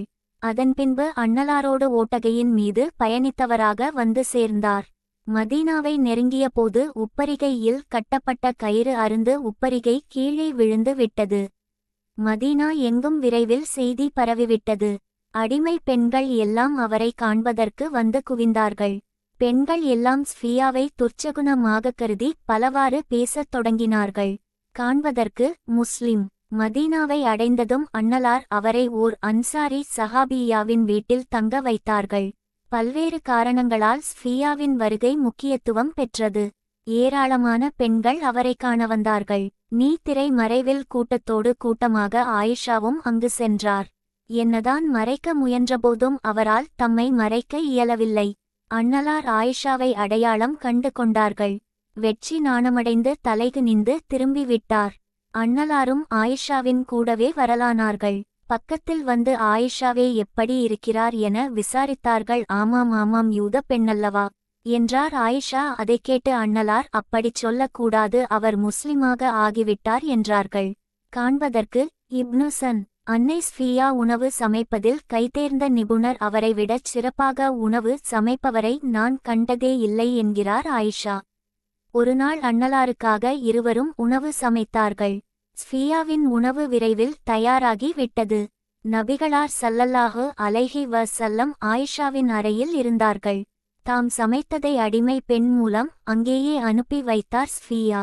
தமது அன்பு தமக்கு முன்பால் நொறுங்கி நாசமாவதை ஆயிஷாவால் பொறுத்து கொள்ள இயலவில்லை. வேகமாக வந்து அடிமை பெண்ணின் கையிலிருந்த தட்டை தட்டிவிட்டார். தட்டு கீழே விழுந்து சிதறிவிட்டது. அன்னலார் ஸல்லல்லாஹு அலைஹி வஸல்லம் யாதொன்றும் பேசாமல் கீழே குனிந்து சிதறிய துண்டுகளை பொறுக்கலானார்கள். உன் தாய்க்கு கோபம் மிகைத்து விட்டது என அடிமை பெண்ணிடம் சொன்னார்கள். சில நிமிடங்களுக்குள் தமது செய்கையை எண்ணி ஆயிஷாவிற்கு வெட்கம் வந்து விட்டது. இறைவனின் தூதரே, நான் இழைத்த தவறுக்கு பரிகாரம் என்னவோ? இதே போன்ற ஒரு தட்டு, இதே போன்றதொரு உணவு என்றார்கள் அன்னலார். அதன்படி வேறொரு புதிய தட்டு ஸ்ஃபியாவிற்கு திருப்பி அனுப்பப்பட்டது. சிற்சில சொல் வேறுபாடுகளோடு இந்த நபிமொழி எல்லா நூல்களிலும் பதிவாகியுள்ளது. இதிலிருந்து ஃபிக்ஹ் தொடர்பான நுட்பமொன்று பெறப்படுகின்றது. பரிகாரம் எங்னம் அமைய வேண்டும் என்பதே அது. காண்பதற்கு புகாரி, முஸ்லிம், அபூதாவுத் நூல்களில் அனஸ் வாயிலாக பதிவாகியுள்ள செய்தியில் உம்மஹாத்துல் முஃமினீனுடைய பெயர்கள் குறிப்பிடப்படவில்லை. ஆயினும் முஸ்னத் அஹ்மத், அபூ தாவூத், நசாயி போன்ற நூல்களில் ஆயிஷா வழியாகவே இச்செய்தி பதிவாகியுள்ளது. தெளிவாக அதில் பெயர்கள் குறிப்பிடப்படுகின்றனர். அபூதாவுத், நசாயி, முஸ்னத் எல்லா அறிவிப்புகளையும் ஒன்று சேர்த்து பார்க்கும் போது நிகழ்வின் முழு வடிவமும் நமக்கு புலனாகின்றது. நசாயியில் பதிவாகியுள்ள ஓர் அறிவிப்பிலும் முஅஜம் தபுரானியில் பதிவாகியுள்ள ஓர் அறிவிப்பிலும் காணப்படு மனைவியின் பெயர், அதாவது உம்முஸ்லமா என் காணப்படுகின்றது. அன்னை ஸ்ஃபியா பார்ப்பதற்கு குட்டையாக இருப்பார். இறைவனின் தூதரே ஸ்ஃபியாவை பார்த்தீர்களா, குட்டையாக இருக்கிறார் என்று ஒருமுறை ஆயிஷா சொல்லிவிட்டார். ஆயிஷா, மிகவும் கடுமையான சொல்லை உதிர்த்து விட்டாய். கடலில் கொண்டு போய் கலந்தால் கடல் நீர் முழுக்க கசப்பாக ஆகிவிடும் என்றார்கள் அன்னலார் ஸல்லல்லாஹு அலைஹி வஸல்லம். ஒரு நபரின் தோற்றத்தைத்தானே நான் சொன்னேன் என்றார் ஆயிஷா. எனக்கு இவ்வளவு செல்வத்தை கொட்டிக் கொடுத்தாலும் நான் யாரை பற்றியும் எதுவொன்றையும் சொல்லவே மாட்டேன் என்றார்கள் அன்னலார். இதுபோன்ற அவ்வப்போது நிகழுகின்ற சிற்சில நிகழ்வுகள் இருவருக்கும் இடையே நிலவிய நிரந்தர அன்பிலும் நட்பிலும் தொடர்பிலும் யாதொரு முட்டுக்கட்டையையும் ஏற்படுத்தவில்லை. ஸ்ஃபியா ரலியல்லாஹு அன்ஹாவும் ஆயிஷாவும் ஒருவருக்கொருவர் பக்கபாலமாக விளங்கினார்கள். காண்பதற்கு புகாரி கிதாபுல் ஹிதாயா. தமது சக்களத்தியோடு எந்தளவுக்கு அன்போடும் கரிசனத்தோடும் நீதி நேர்மையோடும் கண்ணியத்தோடும் நடந்து கொண்டார், எந்தளவுக்கு பெருந்தன்மையோடு அவருடைய சிறப்பு களையும் நற்பண்புகளையும் புகழ்கிறார், புகழாரம் சூட்டுகிறார். சில தருணங்களில் அவரையும் அறியாமல் மனித இயல்பின் அடிப்படையில் சில வார்த்தைகள் வாயில் வந்து விட்டாலும் மிக விரைவில் தம்மை சமாளித்துக் கொள்கிறார். தாம் சொன்னதை எண்ணி வெட்கி தலைகுனிகிறார். எப்போது வாய்ப்பு கிடைக்கும், எப்போது தாக்கலாம் என்று ஒருபோதும் காத்து கிடந்தது கிடையாது. மற்ற மனைவியரில் யாரேனும் ஒருவர் சச்சரவில் இறங்கினாலும் பதில் தாராது பின்வாங்கிக் கொள்வது. அப்படியே மற்றவர்களின் கணைகளுக்கு இலக்கான போதும் அவர்களை பாராட்டுவதில் குறை வைத்ததே கிடையாது. தலைப்பு: சக துணைவியரின் மகள்களோடு. அன்னை கதீஜா அவர்களுக்கு 4 மகள்கள் இருந்தனர். அதாவது ஆயிஷா சித்திகாவின் சக துணைவியின் புதல்வியர் ஜைனப், ருகையா, உம்மு குல்சூம், ஃபாதிமா ரலியல்லாஹு அன்ஹுன்ன. ஆயிஷா இல்லறம் நடத்துவதற்காக அன்னலாரின் வீட்டிற்கு வருவதற்கு முன்பாகவே ஃபாதிமாவை தவிர மற்ற மூவரும் திருமணம் முடிந்து சென்றுவிட்டார்கள். அது மட்டுமல்லாமல் அவர்களில் ருகையா ஹிஜ்ரி 2ஆம் ஆண்டு, அதாவது ஆயிஷா குடித்தனம் நடத்தத் தொடங்கிய ஓராண்டிற்கு பிறகு மரணமடைந்தார். ஜைனபும் உம்மு குல்சூமும் முறையே ஹிஜ்ரி 8ஆம் ஆண்டிலும் 9ஆம் ஆண்டிலும் இறப்பெய்தினார்கள். 7-8 வருடங்கள் ஆயிஷாவோடு வாழ்ந்தார்கள். அவர்களுக்கு இடையே ஏதும் மனமுறிவு நிகழ்வுகள் நடந்ததாக காண இயலவில்லை. நபிகளார் ஸல்லல்லாஹு அலைஹி வஸல்லம் அவர்களின் மூத்த மகள் ஜைனப் இறைவழியில் ஷஹீதானார். ஜைனபை குறித்து நபிகளார் ஸல்லல்லாஹு அலைஹி வஸல்லம் சொன்னதை ஆயிஷாவே அறிவிக்கிறார். எனது மகள்களிலேயே மிகவும் நல்லவள், என்னுடைய அன்பையும் ஒட்டு மொத்தமாக கொள்ளையடித்து கொண்டவள் என ஜைனபை குறித்து அன்னலார் கூறியுள்ளார்கள். சர்கானி தஹாவி மற்றும் ஹாக்கிமின் மேற்கோளை காட்டியவாறு, ஜைனபிற்கு உமாமா என்றொரு மகள். நபிகளார் ஸல்லல்லாஹு அலைஹி வஸல்லம் தமது மகள் வயிற்று பேத்தியை மிகவும் நேசித்தார்கள். தோளில் சுமந்தவாறு பள்ளிவாசலுக்கு செல்வார்கள். தோளில் சுமந்தவாறே தொழவைப்பார்கள். தொழுகும் போதும் முதுகில் ஏற்றிக் கொள்வார்கள். காண்பதற்கு புகாரி. நபிகளார் ஸல்லல்லாஹு அலைஹி வஸல்லம் உமாமாவை மிகவும் நேசித்தார்கள். ஒருமுறை எங்கிருந்தோ ஒரு பொன்னாரம் அன்னவாருக்கு அன்பளிப்பாக வந்து சேர்ந்தது. மதீனாவின் பெண்கள் எல்லாம் அந்த மாலை ஆயிஷாவிற்கு கிடைக்கும் என தமக்குள் பேசிக் கொண்டார்கள். ஆனால் அன்னலார் அந்த ஆரத்தை உமாமாவின் கழுத்தில் அணிவித்தார்கள் என ஆயிஷா அறிவிக்கிறார். காண்பதற்கு முஸ்னத் அஹ்மத். ஆயிஷா இல்லறம் நடத்தத் தொடங்கிய போது திருமணமாகாத கன்னி பெண்ணாக ஃபாதிமா வீட்டில் இருந்தார். எனினும் 5-6 அகவை மூத்தவர். எப்படி இருப்பினும் குறைந்தது ஓராண்டு காலமாவது தாய் குடியிருந்திருப்பார்கள். மகள் இருவரும் ஒருசேர ஒரே வீட்டில் ஹிஜ்ரி 2ஆம் ஆண்டு மத்தியில் அலியோடு திருமணம் முடித்து கொடுக்கப்பட்டார். திருமணத்திற்காக மணப்பெண்ணை அலங்கரிக்கும் பொறுப்பை உம்மஹாத்துல் முஃமினீன் ஏற்று கொண்டனர். அவர்களில் முன்வணியில் நின்று ஆயிஷா செயல்பட்டார். அண்ணலாரின் கட்டளைக்கு இணங்க தனி கவனம் செலுத்தினார். வீடு மெழுகி வெள்ளையடித்தார். படுக்கையை சீர்படுத்தினார். தம் கரங்களால் பேரீச்ச பழ ஒலைகளை நெய்து தலையணைகளை தயாரித்தார். மணமகள் அழைப்பில் பேரீச்சங்கனிகளையும் உலர்ந்த திராட்சைகளையும் தயார்படுத்தினார். மூங்கிலாலான ஒரு நில அலமாரியை தயாரித்தார். துணிகளைத் தொங்கவிடுவதற்கும் நீர்க்குவளைகளை தொங்க விடுவதற்கும் அது பயன்பட்டது. ஃபாதிமாவின் திருமணத்தின்போது ஏற்பாடுகளை விட சிறந்த ஏற்பாடுகளை தான் எங்குமே காணவில்லை என ஆயிஷாவே அறிவிக்கிறார். காண்பதற்கு இந்த தகவல்களை இப்னு மாஜா பாபுல் வலிமா தலைப்பின் கீழ் காணலாம். திருமணத்திற்கு பிறகு புது வீட்டிற்கு ஃபாதிமா குடிபெயர்ந்தார். அந்த வீட்டிற்கும் ஆயிஷாவின் அறைக்கும் இடையே இருந்தது ஒரே ஒரு சுவர். சுவரில் ஒரு தாழ்வாரம். அந்த தாழ்வாரத்தின் வழியாக அவ்வப்போது இருவரும் பேசிக்கொள்வது வழக்கம். காண்பதற்கு ஹலாஸ்துல் வஃபா 4ஆம் அத்தியாயம். நாய்க்கும் மகளுக்குமிடையே மனஸ்தாபம் ஏற்படுத்தும் நிகழ்வு எதனையும் நம்மால் ஹதீஸ் நூல்களில் காண முடியவில்லை. ஒரே எண்ணம், பரஸ்பர அன்பு, பாசம், கலந்துரவாடல் போன்றவை இருவருக்கும் இடையே என்றென்றும் தொடர்ந்தது என்பதையே காண முடிகின்றது. புகுந்த இடத்தில் ஃபாதிமா வேலை செய்து செய்து களைத்து போனார். தமக்கென ஒரு பணிப்பெண்ணை தருமாறு வேண்டுகோளை சமர்ப்பிப்பதற்காக இறைத்தூதரை நாடி வந்தார். எதேச்சையாகதத்தையாரை சத்திக்கவோ கலந்து பேசவோ வாய்ப்பு கிடைக்கவில்லை. தமது நாயிடம் உள்ள நிலைமையை சொல்லி தந்தையிடம் எடுத்துரைக்குமாறு சொல்லிவிட்டு ஆயிஷாவை வக்கீலாக ஆக்கிவிட்டு சென்றுவிட்டார். காண்பதற்கு புகாரி, முஸ்னத் அஹ்மத், அபூதாவுத், நயாலிசி, முஸ்னத் அலி அஹ்லுல் பைதி மற்றும் அஹலுல் அபா இடத்தில் ஃபாதிமா உறங்குவதாக அறிவிக்கின்ற நபிமொழியை ஆயிஷாதாம் அறிவிக்கிறார். காண்பதற்கு சஹீஹுல் முஸ்லிம் கிதாபுல் ஃபவாயுல். அண்ணலாரை சந்திப்பதற்காக ஃபாதிமா வந்தால் அண்ணலார் எழுந்து நிற்பார்கள். நெற்றியில் முத்தமிட்டு அழைத்துச் சென்று தமது இடத்தில் தமக்கு பக்கத்தில் உட்கார வைத்துக் கொள்வார்கள். அதேபோன்று அண்ணலார் ஃபாதிமாவின் வீட்டிற்குச் செல்லும் போதும் ஃபாதிமா எழுந்து நின்ற அண்ணலானன முத்தமிட்டு வரவேற்பார். தமது இடத்தில் உட்கார வைப்பார். ஜாமியு திர்மிதி பாபுல் மகாஃபிர் தலைப்பின் கீழ் 2 நபிமொழிகளையும் காணலாம். ஒரு தாபீ அன்னை ஆயிஷாவிடம் நபிகளார் ஸல்லல்லாஹு அலைஹி வஸல்லம் மற்ற எல்லாரையும் விட யாரை அதிகமாக நேசித்தார்கள் என வினவினார். அதற்கு ஃபாதிமா என பதிலளித்தார். அமருதல், உட்காருதல், நடை, பாவனை, பழக்கவழக்கம் போன்றவற்றில் ஃபாதிமாவை விட அண்ணலாரோடு ஒத்த சுபாவத்தை யாரிடமும் நான் கண்டதில்லை என்பார். தனது மகளைப் பற்றி ஆயிஷா கூறுகிறார், ஃபாதிமாவை விட தமது தந்தையாரை ஒத்த யாரையுமே நான் காணவில்லை. ஃபாதிமாவை விட அவருடைய தந்தையாரை விட சிறந்தல் மனிதரை நான் கண்டதே கிடையாது. காண்பதற்கு தர்கானி, முஃப்ஜம் அஸ்வத் தபுரானி. ஒருமுறை மற்ற அன்னையர் அனைவரும் ஆயிஷா விஷயமாக இறைத்தூதரிடம் பேச தமது தூதராக ஃபாதிமாவை நியமித்து அனுப்பினார்கள். அதேபோன்று ஃபாதிமாவும் வந்து செய்தியை சொன்னார். அதை கேட்ட அண்ணலார் ஸல்லல்லாஹு அலைஹி வஸல்லம், எனதருமை மகளே, நான் நேசிப்பதை நீயும் நேசிப்பாய்தானே என்றார்கள்.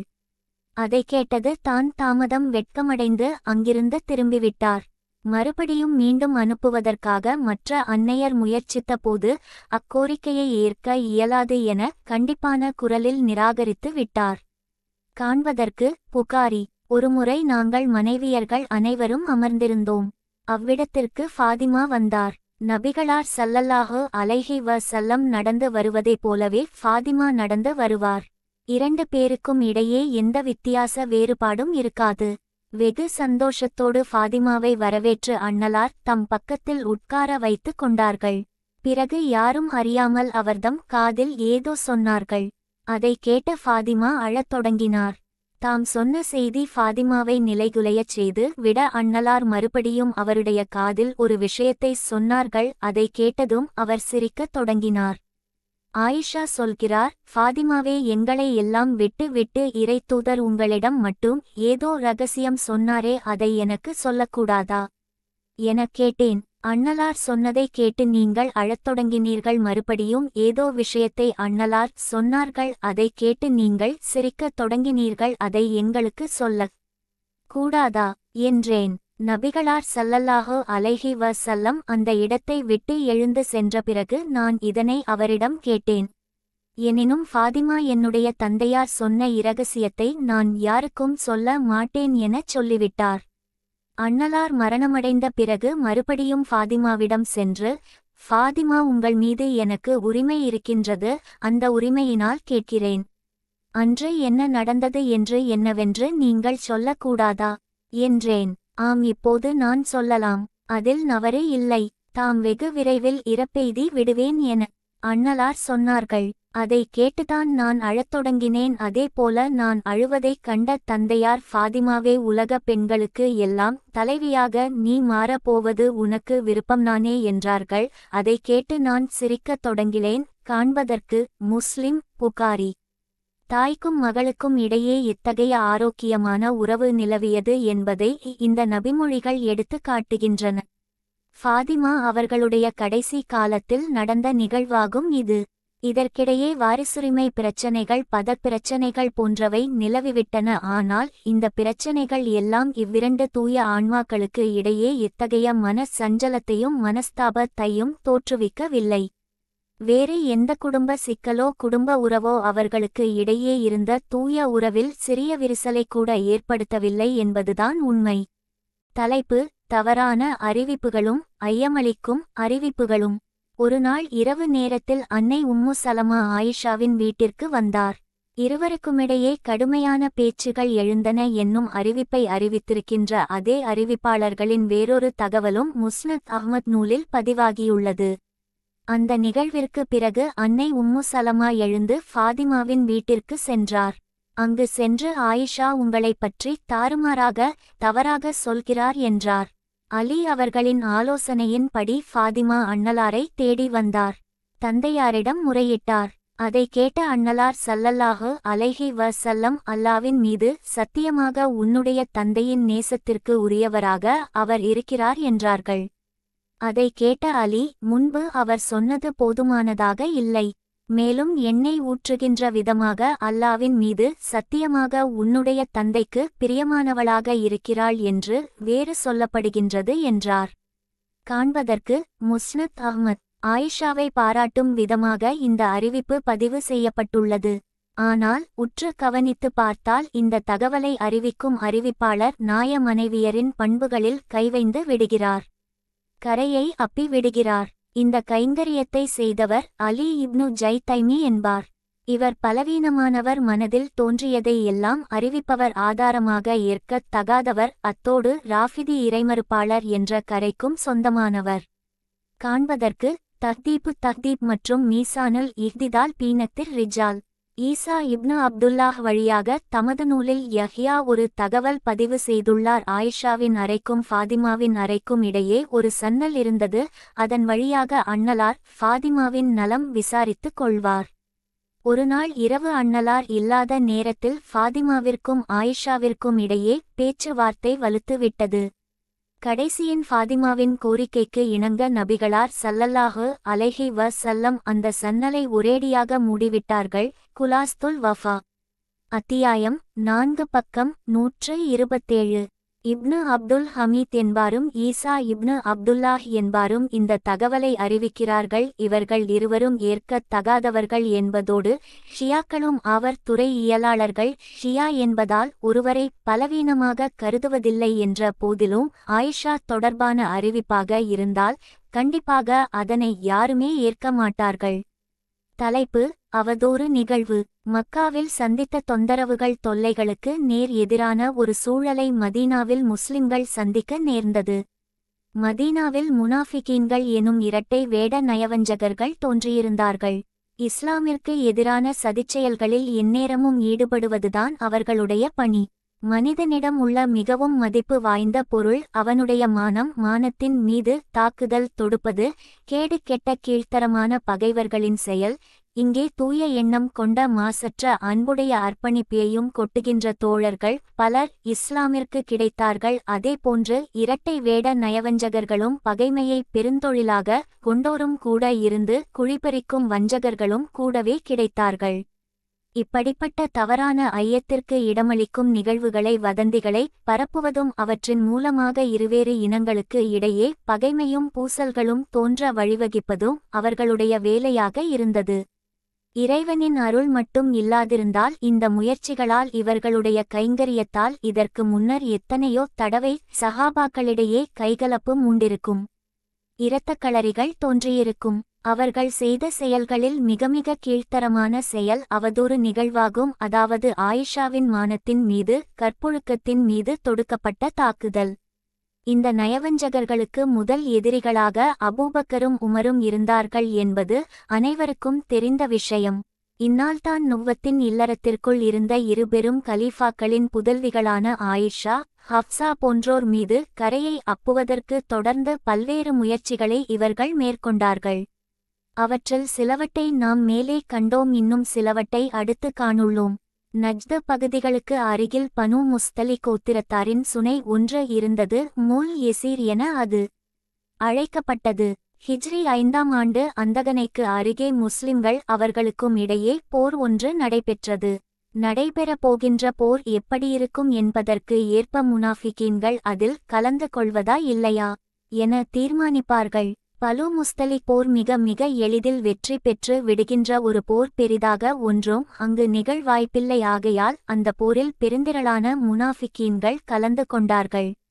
இப்னுசத் அறிவிக்கிறார், அந்த போரில் பெருந்திரளான முனாஃபிகீன்கள் கலந்து கொண்டார்கள். இதற்கு முன்னால் இவ்வளவு எண்ணிக்கையில் எந்த போரிலும் அவர்கள் கலந்து கொள்ளவில்லை. இப்னுசன் பாகம் 4. ஏதேனும் ஒரு பயணம் மேற்கொண்டால் தூய மனைவியர்களின் பெயரை எழுதிப்போட்டு யாரேனும் ஒருவரை தேர்வு செய்து அழைத்துச் செல்வது அன்னலாரின் வழக்கம் என்பதை முன்பே கண்டோம். அதன்படி இந்த போரில் ஆயிஷாவின் பெயர் வந்தது. கிளம்பிச் செல்லும் போது தமது சகோதரியான அஸ்மாவிடமிருந்து ஒரு ஆரத்தை இரவலாக வாங்கி அணிந்து கொண்டார்கள். அந்த மாலை கழுத்தில் சரியாக நிற்கவில்லை. அதனுடைய கண்ணிகள் பலவீனமானதாக இருந்ததால் அடிக்கடி அருந்து விழுந்து கொண்டிருந்தது. அப்போது ஆயிஷாவின் வயது 14 தான் இருக்கும். அந்த வயதில் அழகழகான அணிகலன்களை சூட்டி மகிழ்வது பொதுவாக பெண்களின் வழக்கம். அந்த அணிகலன் சாதாரண அணிகலனாக இருந்தாலும் அதனை அவர்கள் பொருட்படுத்துவதில்லை. ஆர்வத்தோடு அணிந்து கொள்கிறார்கள். அதற்காக பல தொந்தரவு களையும் சகித்துக் கொள்கிறார்கள். பயணத்தில் தமது உப்பரிகையில் ஆயிஷா அமருவார். பல்லக்கு தூக்கிகள் அதனை எடுத்து ஒட்டகத்தின் மீது வைத்து விடுவார்கள். பிறகு பயணம் தொடங்கும். வயது குறைவு, வசதி வாய்ப்புகள் இல்லாததால் எளிமையான வறுமை வாழ்க்கை. ஆகையால் ஆயிஷா மிகவும் ஒல்லியாக எடை குறைந்து இருந்தார். உப்பரிகையை தூக்கி வைப்பவர்களுக்கு உள்ளே ஆள் இருக்கிறாரா இல்லையா என்பதை எல்லாம் எடையை வைத்து தீர்மானிக்க முடியாது. இந்த பயணத்தில் இருந்து திரும்பும் போது பலமுறை முனாஃபிரன்கள் தங்களுடைய பணியை அரங்கேற்றினார்கள். ஒரு தடவை முஹாஜிரீன்களுக்கும் அன்சாரிகளுக்கும் இடையே கைலைப்பு முற்றி இருதரப்பாரும் வாட்களை உருவி விடுவார்களோ என்றளவுக்கு நிலைமை முற்றிவிட்டது. கடைசியில் ஒரு வழியாக சமாதானம் ஆனது. முனாஃபிகீன்கள் இஸ்லாமிற்கு பொருளாதார உதவிகளை செய்யாதீர்கள் என அன்சார்களிடம் ஆதங்கத்தோடு எடுத்துச் சொன்னார்கள். அவர்களுடைய தலைவரான அப்துல்லாஹ் இப்னு உபை அம்பலத்தில் நின்று எல்லோருக்கும் முன்பாக, அல்குரான் கூறுகிறது, நாம் மதீனாவிற்கு திரும்பிச் சென்ற பிறகு நம்மில் கண்ணியம் வாய்ந்தவர் கீழ்த்தரமானவர்களை வெளியேற்றிவிடுவார் என்று கூவினார். காண்க அல்குரான் அத்தியாயம் 63 வசனம் 8. நபிகளார் ஸல்லல்லாஹு அலைஹி வஸல்லம் எல்லா அன்சார்களையும் ஒன்று கூட்டி இந்த நிகழ்வையும் இந்த சவடாலையும் எடுத்துச் சொன்னார்கள். நிகழ்வின் போது அருகில் இருக்காத அன்சாரி சஹாபாக்களுக்கு வருத்தம் மேலிட்டது. அவர்கள் வெட்கத்தால் நாணி தலைகுனிந்தார்கள். அப்துல்லாஹ் இப்னு உபை குறித்த பொதுவான ஒரு பகை அபிப்பிராயம் தோன்றியது. அப்துல்லாஹ்வின் சொந்த மகன் இதை கேள்விப்பட்டபோது ஓடிச் சென்று தன்னுடைய தந்தை அமர்ந்திருந்த குதிரையின் கடிவாளத்தை பிடித்தார். கீழ்த்தரமானவன் நான்தான் கண்ணியத்திற்குரியவர் அல்லாவின் தூதர் முஹம்மது ஸல்லல்லாஹு அலைஹி வஸல்லம் என்று நீங்கள் ஒப்புக்கொள்ளாதவரை உங்களை நான் விடமாட்டேன் என்றார். இப்னு சது புகாரி ஃபஹுல் பாரி தஃப்சீர் சூரத்துல் முனாஃபிகின் மற்றும் நசாயி நூலில் பதிவாகியுள்ள ஒரு தகவலின்படி இது தபூக் யுத்தத்தில் நடந்த சம்பவம். ஆனால் ஜாபிர் வழியாக புகாரியில் பதிவாகியுள்ள ஒரு ஹதீஸ் இதனை மறுக்கின்றது. அந்த ஹதீஸில் அப்போது முஹாஜிரீன்களின் எண்ணிக்கை அன்சார்களின் எண்ணிக்கையை விட குறைவாக இருந்தது என்ற தகவல்கள் காணப்படுகின்றது.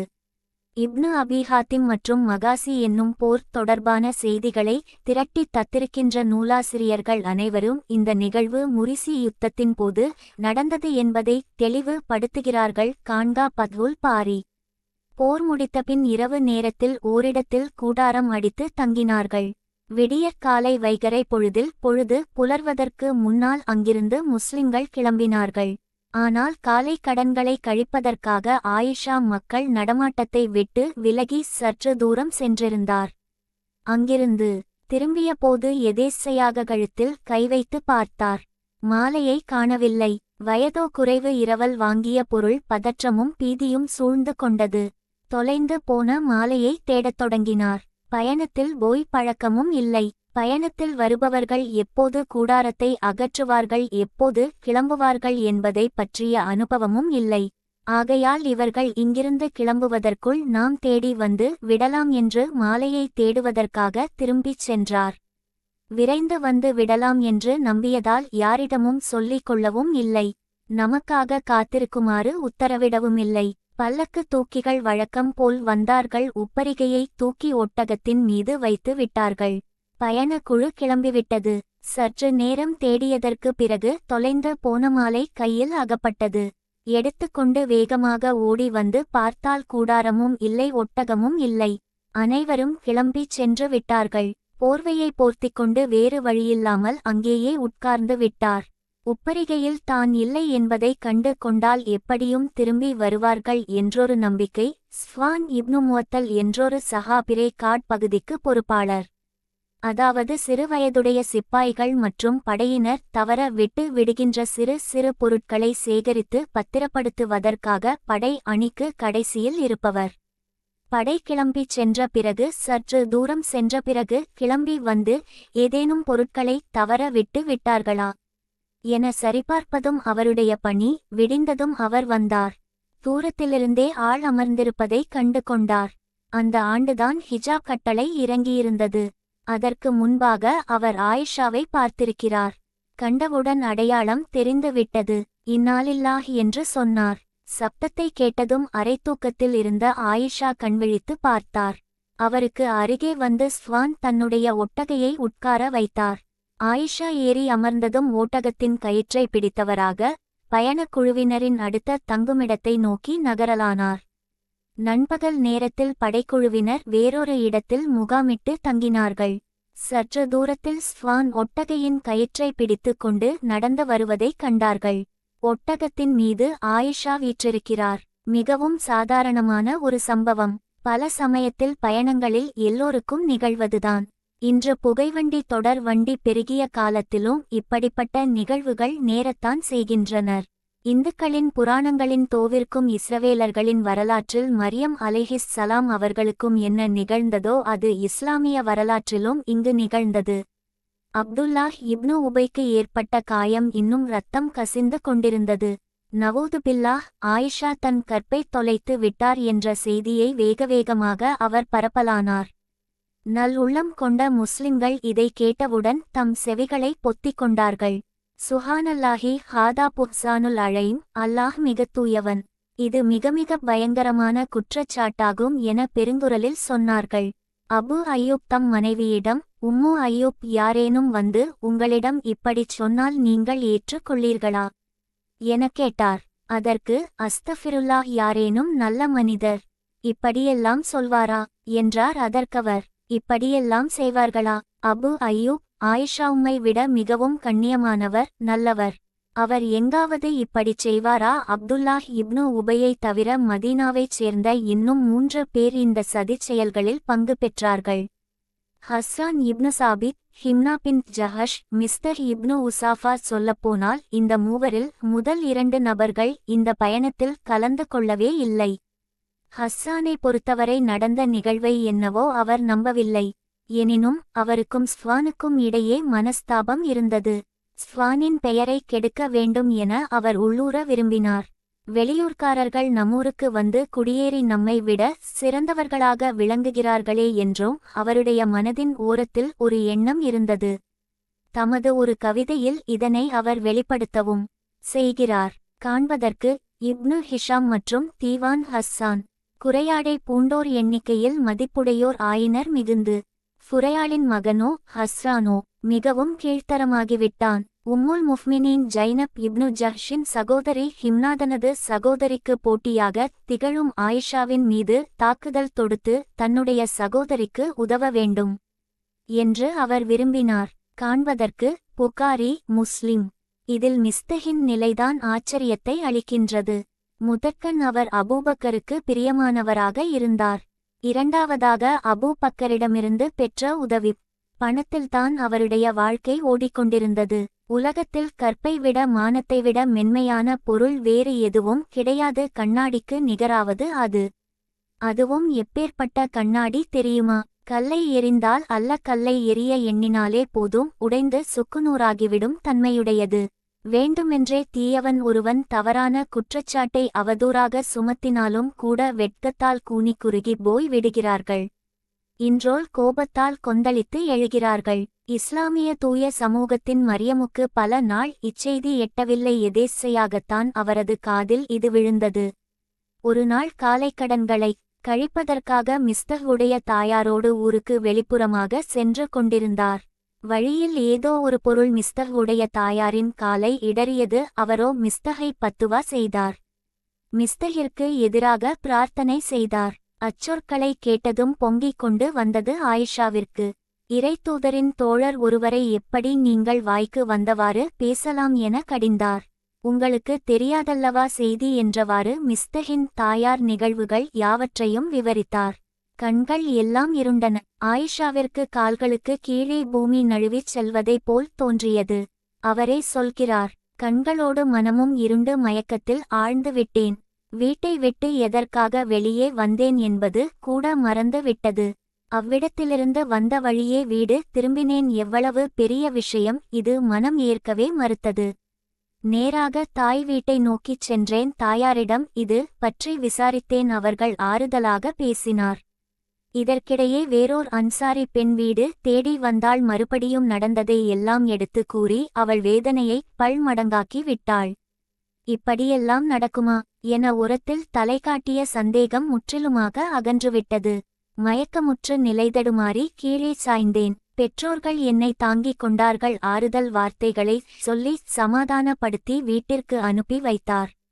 விடுபோய் சோர்ந்தவுடன் உடல் நடுக்கம் தீவிரமடைந்து காய்ச்சல் வந்துவிட்டது. காய்ச்சல் பொழுதில் கண்டவற்றையெல்லாம் நினைத்து கொண்டு மனிதன் புலம்பத் தொடங்கி விடுகிறான். சிறு சிறு விஷயங்களையெல்லாம் பெரிதாக எண்ணி ஐயம் கொள்ள திவழியிலிறான். நபிகளார் ஸல்லல்லாஹு அலைஹி வஸல்லம் வெளியிலிருந்து வருகை புரிந்தார்கள். அடிக்கொருதரம் வந்து நலம் விசாரித்து கொண்டே இருந்தார்கள். காய்ச்சலின் கடுமை தீவிரமாக இருந்ததால் நிலைமையைச் சமாளிக்க இயலாமல் நாய்வீடு செல்ல அனுமதி கோரினேன். அனுமதியை பெற்று தாய் வீட்டிற்கு போய்ச் சேர்ந்தேன். இரவு பகலாக தொடர்ந்து கண்ணீர் கன்னங்களில் தாரை தாரையாக வடிந்து கொண்டே இருந்தது. வடிகின்ற கண்ணீரும் நிற்கவில்லை. விழிகளில் உறக்கமும் பிடிக்கவில்லை. அன்பின் உருவமான தந்தையோ அருகில் உட்கார்ந்து ஆறுதல் படுத்தி கொண்டிருந்தார். அழுது அழுது உள் இதயமே வெடித்து விடும் போல் உள்ளதே என நேற்றிக் கொண்டிருந்தார். என்னருமை மகளை கொண்டவனின் மனதை வென்றவளாக ஒரு பெண் இருந்தால் இதைப்போல பல ஆபத்துகளையும் சந்தித்துதான் ஆக வேண்டும் என்றெல்லாம் பலவாறு எடுத்துச் சொன்னார். ஹஸ்ஸான் தன்னை இழித்து கவிதை யார்த்துள்ளார் என்ற செய்தியை கேள்விப்பட்ட ஸ்வான் இந்திமிடம் வரை அப்பெண்ணையும் நான் ஏறெடுத்து நோக்கியதில்லை. எப்பெண் மீதும் என் கை பட்டதில்லை. இப்படிப்பட்ட என்னை பற்றி இழிபாடலா என ஆவேசப்பட்டவராய் உருவிய வாவோடு ஹஸ்ஸானை தேடத் தொடங்கினார். பெற்றுக்கொள் வாளின் வீச்சே இழிபாடலை கேட்டு மறுபாடலை பாடஞனல்லன் ஞான் என்று அவரும் செய்யுள் இசைத்தார். சஹாபாக்கள் பிடித்து கொண்டு போய் அன்னவாருக்கு முன்னால் நிறுத்தினார்கள். தபிகளார் ஸல்லல்லாஹு அலைஹி வஸல்லம் அவரை மன்னித்து தேற்றி அனுப்பிவிட்டு அவர் இழைத்த குற்றத்திற்கு பகரமாக ஹஸ்ஸானுக்கு சில திலபுலங்களையும் வழங்கினார்கள். உர்முல் முஃமினீன் ரலியல்லாஹு அன்ஹா மாகமறுவற்றவர் என்பது யாவருக்கும் தெரிந்தே இருந்தது. நாக்கின் மீது பல்லை போட்டு பேசுகின்ற நயவஞ்சகர்களின் நாவை அடக்க ஆதாரம் தேவையாய் இருந்தது. நபிகளார் ஸல்லல்லாஹு அலைஹி வஸல்லம் அலியையும் உசாமாவையும் அழைத்து ஆலோசனை கலத்தார்கள். மனதை தேற்றும் சொற்களை உசாமா ஐயத்திற்கு அப்பால் இலங்குகிறார் ஆயிஷா என்றார். அலியோ உலகில் பெண்கள் பலர் இருக்கிறார்கள், மக்கள் கண்டபடி பேசிக் கொண்டிருப்பது மனதை உறுத்தினால் தலாக் கொடுத்து விடுங்கள், பணிப்பெண்ணை அழைத்து விசாரியுங்கள், நடந்தவற்றை அவள் சொல்லி விடுவாள் என்றார்கள். பணிப்பெண்ணை அழைத்து ஜாடைமாடையாக அவளிடம் விசாரித்தார்கள். கேட்கிறார்கள் என்பது அவளுக்கு புரியவே இல்லை. அன்றாட வாழ்க்கையில் நடந்து கொள்வதை பற்றி கேட்கிறார்கள் போலும் என எண்ணிக்கொண்டவளாய் அதை பற்றி சொல்லத் தொடங்கினாள். குறிப்பிட்டுச் சொல்ல அவர்களிடம் குறை ஒன்றும் இல்லை. சிறுவயதினர் ஆகையால் தூங்கி விடுகிறார்கள். பக்கத்து வீட்டு ஆடு வந்து உணவை மேய்ந்துவிட்டு சென்று விடுகின்றது என்றாள். பிறகு வேறு வழியில்லாமல் தெளிவாக கட்டி காண்பித்து விசாரித்தார்கள். சுஹானல்லாஹ் என்று அவன் கீச்சிட்டாள். அல்லாவின் மீது சத்தியமாக பொற்கொல்லன் பத்தரை மாற்று தங்கத்தை நன்கறிவதைப் போல நான் அவர்களைப் பற்றி நன்கறிகிறேன் என்றான். இவ்விஷயத்தில் அல்கடுமை காட்டியதைக் கொண்டு அலி மீது ஆயிஷாவிற்கு நல் அபிப்பிராயம் இல்லை என்றொரு முடிவுக்கு சிலர் வந்துவிட்டிருக்கிறார்கள். உமையாக்கள் ஆட்சியின் போது பல்வேறு குற்றச்சாட்டுகள் அலி அவர்களின் மீது சுமத்தப்பட்டனர். அதில் இந்த குற்றச்சாட்டும் ஒன்று. தக்க தருணத்தில் இமாம் சுஹ்ரி அலைஹிர்ரஹ்மா துணிச்சலோடு மறுத்திருக்கிறார். இறைத்தூதரின் மற்ற துணைவியர்களில் அன்னை ஜைனப் மட்டும்தான் போட்டியில் நின்றார். ஆயிஷாவிற்கு நிகராக தம்மை கருதினார். ஜைனபின் சகோதரி ஹிம்னாவும் இதில் பங்கேற்றார். ஆகவே அண்ணலார் ஜைனபையும் கூப்பிட்டு விசாரித்தார்கள். 2 கைகளாலும் தமது காதுகளை பொத்திக்கொண்டார். ஆயிஷாவின் விஷயத்தில் நல்லதை தவிர வேறு வலுனையும் தான் அறியேன் என மறுத்துவிட்டார். அதன் பிறகு அனைத்து சஹாபாக்களையும் பள்ளிவாசலில் ஒன்று திரட்டி அண்ணலார் ஸல்லல்லாஹு அலைஹி வஸல்லம் ஒன்றை நிகழ்த்தினார்கள். இறைத்தூதரின் இல்லத்தின் சிறு உரை உனை பெருமையையும் தூய்மையையும் எடுத்துச் சொன்னார்கள். அப்துல்லாஹ் இப்னு உபை பின்னியுள்ள தரங்கெட்ட சதி வலையை பற்றியும் எடுத்துச் சொன்னார்கள். முஸ்லிம்களே, என் சார்பாக இத்தீயவனை எதிர்கொள்வது யார்? வேண்டுமென்றே இறைத்தூதரின் இல்லத்தின் மீது கரை பூசும் செயலில் அவர் இறங்கி விட்டிருக்கிறார் என்றார்கள். அவ்ஸ் கோத்திரத்தின் தலைவரான சத் இப்னு முஆத் எழுந்து நின்றார். இறைவனின் துதரே, அந்தியவன் எங்கள் இனத்தவனாக இருந்தால் அவன் தலையை கொய்து விடுகிறோம், எங்கள் சகோதர இனத்தைச் சார்ந்தவனாக இருந்தால் கூட ஆணையிடுங்கள், செயல்படுத்த காத்திருக்கிறோம் என்றார். அவ்ஸ் கோத்திரத்திற்கும் கத்ரஸ் கோத்திரத்திற்கும் இடையிலான பகைமை தொன்று தொட்டு நிலவி வருகின்றது. இடைவிடாத சண்டைகளும் கைகலப்புகளும் காலம் காலமாக தொடர்ந்து வருகின்றன. இஸ்லாமிய வருகை அவர்களுக்கு இடையிலான குரோதத்தை ஒரு முடிவுக்கு கொண்டு வந்தது. நெருப்பு அணைந்துவிட்ட போதிலும் சாம்பல் இன்னும் பூத்திருக்கத்தான் செய்தது. சிறுபொறி ஒன்று போதும் மறுபடியும் நெருப்பு கிளர்ந்து விடும். கஸ்ரஜ் கோத்திரத்தின் தலைவரான சத் இப்னு உபாதாவின் உள்ளத்தில் நெருஞ்சி முட்களாய் இச்சொற்கள் தைத்தனர். நமது இனத்தை பற்றி அவர் என்ன வேண்டுமானாலும் சொல்லட்டும், செய்யட்டும். அடுத்த இனத்தவரின் விஷயத்தில் தலையிட அவருக்கு எங்கே இருக்கின்றது உரிமை என வெடித்து கிளம்பினார். இப்போதுதான் ஹஸ்ஸானுடைய பிரச்சனை முற்றி வெடித்து ஒருவாறு அடங்கியிருக்கின்றது. இப்போது மறுபடியும் ஒரு பிரச்சனைதலையெடுக்கும் போல் தோன்றியது. ஏனென்றால் சம்பந்தப்பட்ட அத்தீயவன் அவருடைய கோத்திரத்தைச் சார்ந்தவனாகவே இருந்தான். சத் இப்னு முஆதை பார்த்து சத் இப்னு உபாதா சொன்னார், உங்களால் முடியாது. அவனை கொலை செய்ய உங்களால் முடியாது. உங்களுக்கு அந்த சக்தி இல்லை. சத் இப்னு முஆதுடைய சிற்றப்பா வழிச்சகோதரரான உசைத் இப்னு குவழர்தக்க தருணத்தில் தலையிட்டார். சத், என்ன பேசுகிறீர்கள்? நயவஞ்சகர்களைப் போல நீங்களும் பேசத் தொடங்கி விட்டீர்களா? தயவஞ்சகர்களை முனாஃபிகின்கை ஆதரிக்கிறீர்களா? பிரச்சனை முற்றி பெரிதாக வெடித்து விடும் போல் தோன்றியது. அண்ணலார் ஸல்லல்லாஹு அலைஹி வஸல்லம் இருதரப்பாரையும் சமாதானப்படுத்தினார்கள். விஷயம் அத்தோடு அடங்கிவிட்டது. அங்கிருந்து எழுந்து அண்ணலார் ஸல்லல்லாஹு அலைஹி வஸல்லம் ஆயிஷாவை காண வந்தார்கள்.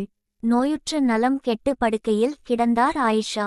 விழிகளை விட்டு ஈரப்பசை அகலாமல் நிலைத்துவிட்டது. கன்னங்களை கைகளில் தாங்கியவர்களாக இருமருங்கிலும் பெற்றோர் அமர்த்திருந்தார்கள். அருகே ரென்று படுக்கையில் அண்ணலார் அமர்ந்தார்கள். ஆயிஷா, ஒரு வேளை உண்மையிலேயே நீ குற்றம் செய்திருந்தால் இறைவனிடம் தவ்வா செய்து கொள். இறைவன் அங்கீகரித்து ஏற்றுக்கொள்வான். அப்படி இல்லையென்றால் இறைவனே உன்னுடைய தூய்மையை பற்றி சாட்சியளிப்பான் என்றார்கள். அண்ணலாருக்கு பதிலளிக்குமாறு தம் பெற்றோர்களுக்கு செய்கை செய்தார் ஆயிஷா. ஆனால் அவர்களால் எதுவும் சொல்ல முடியவில்லை. ஆயிஷாவே விவரிக்கிறார். என் கண்கள் வற்றிவிட்டன. மேற்கொண்டு வடிப்பதற்கு நீர்த்துளி ஒன்று கூட எஞ்சியிருக்கவில்லை. எனக்கிருந்த நம்பிக்கை என்னை அமைதி கொள்ளச் செய்தது. மெதுவாக உதடுகளை திறந்து என் கருத்தை தெரிவித்தேன். நான் குற்றமற்றவள் என்பதை என்னிறைவன் நன்கறிந்த நிலையில் குற்றத்தை நானே ஒப்புக்கொண்டால் குற்றம் கமத்துபவர்களின் வாதம் வென்றுவிடும். யாருக்கும் எச்சந்தேகமும் இருக்காது. இல்லையென்று நான் மறுத்தால் இந்த மக்கள் எப்போது ஏற்றிருக்கிறார்கள்? இப்போது என் நிலை யூசுஃபுடைய தந்தையின் நிலையைப் போல் ஆகிவிட்டதே. யோசித்து யோசித்து பார்த்தேன். யூசுஃபுடைய தந்தையின் பெயர் என்னவென்று அப்போது நினைவிற்கு வரவே இல்லை. முனாஃபிக்கீஸ்கள் இந்த ஃபித்னாவின் மூலமாக பல்வேறு விஷயங்களை சாதிக்க எண்ணினார்கள். ஒன்று, நவூதுபில்லாஹ், இறைத்தூதரின் இல்லத்தின் மீதும் சித்னீக்கின் இல்லத்தின் மீதும் சாணியை வாரி அப்புவது.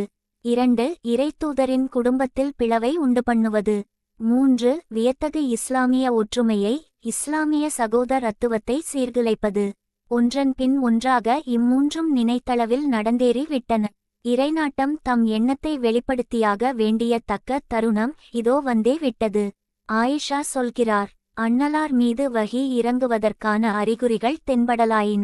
புன்னகை பூத்தவர்களாக தமது திருமுகத்தை உயர்த்தினார்கள். நெற்றியின் மீது வியர்வை துளிகள் சொட்டுச் சொட்டாக மின்னின. நிறுத்தி நிதானமாக இறங்கியவைகளை அண்ணலார் ஓதத் தொடங்கினார்கள்.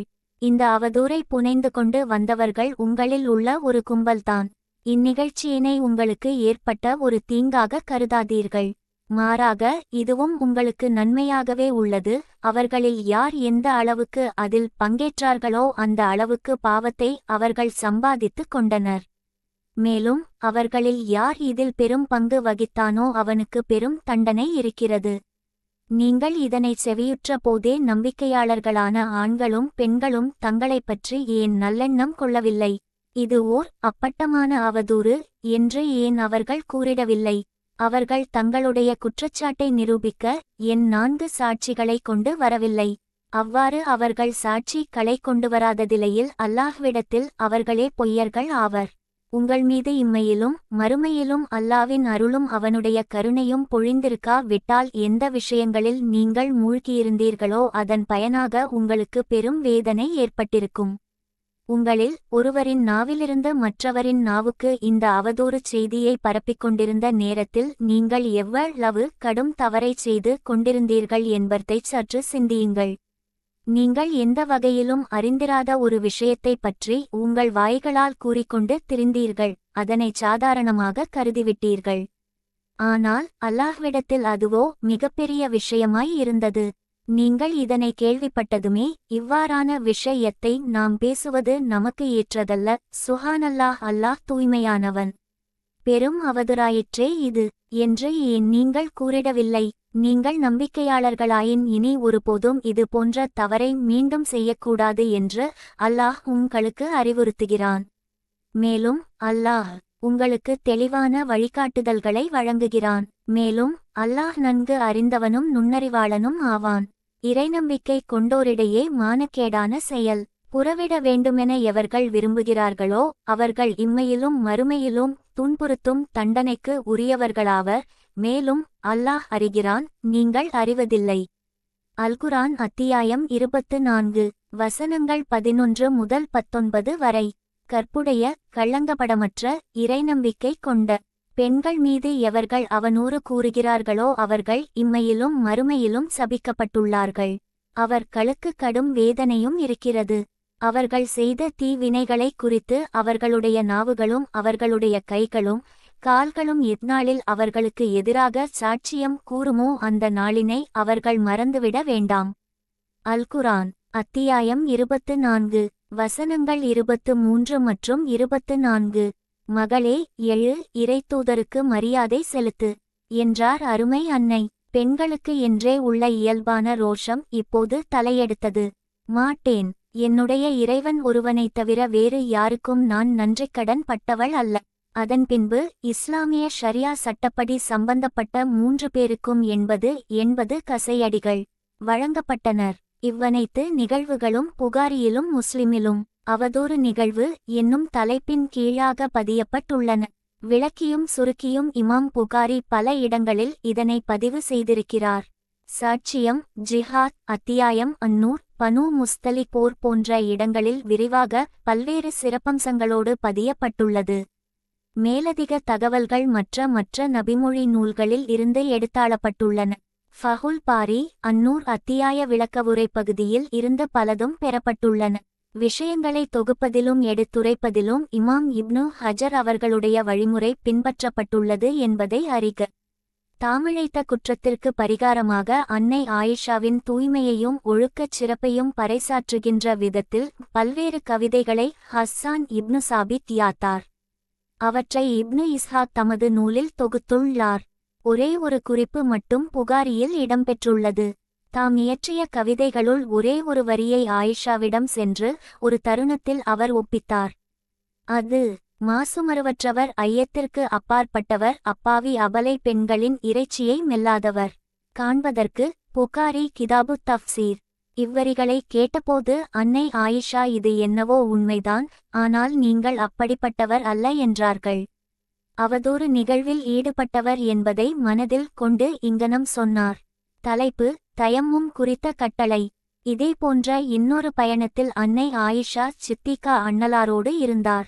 அப்போதும் இதே முத்து மாலையை இரவல் பெற்றிருந்தார். பயணக்குழுவினர் திரும்பி வருகையில் தாதுல் ஹபீஸ் என்னும் இடத்தை அடைந்தபோது அந்த முத்து மாலை அருந்து கீழே விழுந்து விட்டது. ஏற்கனவே நடந்த நிகழ்வில் படிப்பினை பெற்றிருந்தபடியால் உடனடியாக அண்ணலாரிடம் விஷயத்தை தெரிவித்தார். காண்பதற்கு முஸ்னத் அஹ்மத். விடியும் தருவாய் பொழுது அண்ணலார் முகாமிட்டார்கள். மாலையை தேடி எடுத்து வருமாறு ஓர் ஆளை அனுப்பினார்கள். படையினர் முகாமிட்டு தங்கிய இடத்தில் மருந்துக்கு கூட தண்ணீர் இல்லை. தொழுகை நேரம் நெருங்கிவிட்டது. மக்கள் பதற்றமடைந்தவர்களாய் அபூபக்கரிடம் சென்று முறையிட்டார்கள். எப்படிப்பட்ட இக்கட்டில் ஆயிஷா நம்மை சிக்க வைத்து விட்டார். அபூபக்கர் தம் மகளை காண கிளம்பிச் சென்றார். அங்கே போய் பார்த்தால் ஆயிஷாவின் மடி மீது தலை வைத்தவர்களாக அண்ணலார் உறங்கிக் கொண்டிருந்தார்கள். எப்போது பார்த்தாலும் ஏதாவதொரு ஆபத்தை கொண்டு வருகிறாய் என்று கடிந்தவர்களாய் மகளுடைய விலாபுரத்தில் ஒன்றிரண்டு குத்துகளை விட்டார். மடியில் அண்ணலார் உறங்குகிறார்களே என்னும் எண்ணம் ஆயிஷாவை அசையக்கூட அனுமதிக்கவில்லை. அதிகாலையில் அண்ணலார் விழித்தபோது விஷயம் தெரிய வந்தது. இஸ்லாமிய சட்டங்களுக்கு என்றொரு சிறப்பு இருக்கின்றது. பொருத்தமான கால தருணங்களில் அவை இறக்கப்படுகின்றன. தொழுவதற்கு ஒழு அவசியம் என இஸ்லாம் விதிக்கின்றது. எத்தனையோ தருணங்களில் தண்ணீர் கிடைப்பது அரிதாகி விடுகின்றது. இதுவும் அப்படிப்பட்ட ஒரு தருணம். இந்த இக்கட்டை நீக்குகின்ற கட்டணை இறக்கியருளப்பட்டது. குர்ஆன் வசனமாக, நீங்கள் நோயாளிகளாகவோ பயணத்திலோ இருந்தால், அல்லது உங்களில் ஒருவர் மலஜலம் கழித்துவிட்டு வந்தால், அல்லது நீங்கள் பெண்களை தீண்டியிருந்தால், பிறகு தண்ணீர் உங்களுக்கு கிடைக்கவில்லையெனில் சுத்தமான மண்ணை கொண்டு உங்களை தூய்மையாக்கிக் கொள்ளுங்கள். அதாவது அதனை உங்களின் முகங்களிலும் கைகளிலும் தடவி கொள்ளுங்கள். நிச்சயமாக அல்லாஹ் கனிவு உடையவனாகவும் மன்னிப்பு வழங்குபவனாகவும் இருக்கிறான். அல்குரான் அதிகாலை 4:43 பதற்றமடைந்தவர்களாய் என்ன செய்வது, ஏது செய்வது என அங்குமிங்கும் அலைபாய்ந்து கொண்டிருந்த முஜாஹிதீன் களுக்கு அருள் பொழியும் மழைமேகமாய் வசந்தகால தென்றலாய் இறங்கியது இவ்வானம். தோழர்கள பலர்த்தாயாருக்கு பிரார்த்தனை புரியலானார்கள். நபித்தோழர்களில் மாண்புடைய மகத்தான ஒருவர் உசைத் இப்னு ஹுழைர் ரலியல்லாஹு அன்ஹு. சித்திக்கின் குடும்பத்தாரே, உங்களால் இஸ்லாமிற்கு கிடைத்த முதல் பலம் இதுவல்ல என பெருங்குரலில் பாராட்டு பத்திரம் வாசித்தார்.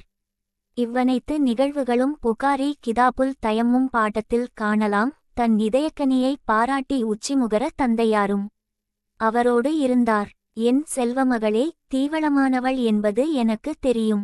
உன் மூலமாக முஸ்லிம்களுக்கு எவ்வளவு எளிய வழியை இறைவன் காட்டிக் கொடுத்துள்ளான் என்றார்.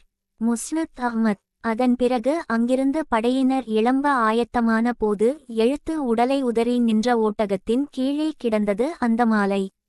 புகாரி கிதாபுத்தயம்மும் அடுத்த பாகம் நாளில் தொடரும்.